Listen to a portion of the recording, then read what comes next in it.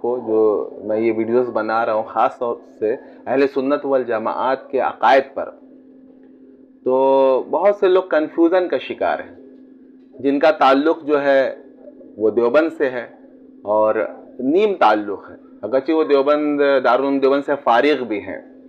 لیکن وہ اکابر دیوبند کے مسلک کو نہیں جانتے اور اہل سنت والجماعت کے عقائد کو بھی کما حقہ جو ہے وہ واقف نہیں ہے۔ انہوں نے دیوبند کا ایک الگ ان کے مطلب جو ہے ایک الگ نقشہ بنایا ہوا ہے جو وہابیت سے زیادہ قریب تر ہے۔ تو وہ جب ہمارے اس ویڈیوز کو دیکھ رہے ہیں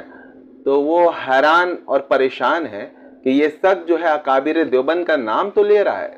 لیکن باتیں جو ہے وہ مطلب ان کے ذوم میں یہ بریلیوں کی کر رہا ہے۔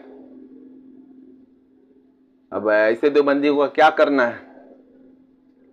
کہ بھائی ان کو خود ہی نہیں معلوم کہ ہمارے اکابر دیوبند کا مسلک کیا ہے، اور اہل سنت والجماعت جب میں یہاں پہ کہہ رہا ہوں بار بار اپنے ویڈیوز میں کئی جگہ میں نے کہا کہ اہل سنت والجماعت کے عقائد، تو وہ کیا ہے؟ وہ عقیدہ ہے جو اہل سنت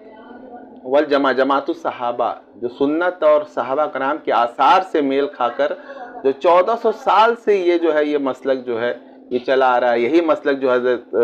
شیخ عبدالقادر جیلانی رحمۃ اللہ علیہ کا تھا، یہی خواجہ بہاؤالدین نقشبند رحمۃ اللہ علیہ کا تھا، یہی امام ابو حنیفہ کا مسلک تھا، یہی امام مالک کا تھا، یہی امام شافعی کا تھا، یہی امام احمد بن حنبل کا مسلک، اور ایک لمبا سلسلہ جو ہے علماء اور صوفیہ کا وہ مسلسل جو ہے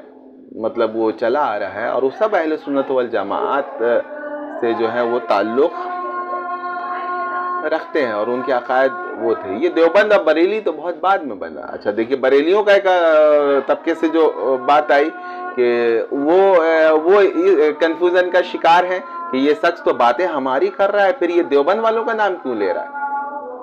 حد ہے بھائی۔ ارے بھائی یہ بریلی اور یہ دیوبند یہ دونوں اہل سنت والجماعت ہی سے ہیں، ان کے درمیان کچھ نظری کچھ فروعی اختلافات ہیں، لیکن یہ ہیں دونوں اہل سنت والجماعت، اور ان کے عقائد جو ہے ظاہر ہے وہ اہل سنت والجماعت سے باہر تو ہوں گے نہیں،